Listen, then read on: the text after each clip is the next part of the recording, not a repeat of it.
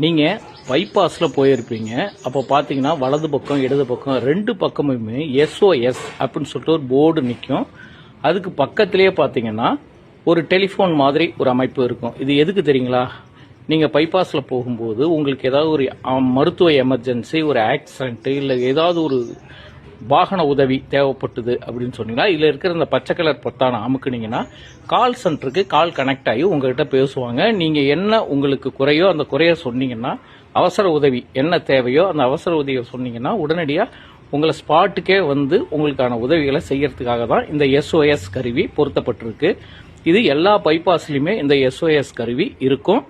வாகன பழுது, திடீர் மருத்துவ உதவி எல்லாவற்றுக்குமே இந்த எஸ்ஓஎஸ் கருவியை நீங்கள் பயன்படுத்தலாம். இந்த தகவல் ஒரு அருமையான தகவல். இது நிறைய பேருக்கு தெரியாது. இந்த தகவல் உங்கள் நண்பர்களுக்கு ஷேர் பண்ணி அவங்களுக்கும் எஸ்ஓஎஸ்னா என்னன்னு தெரிய வைங்க.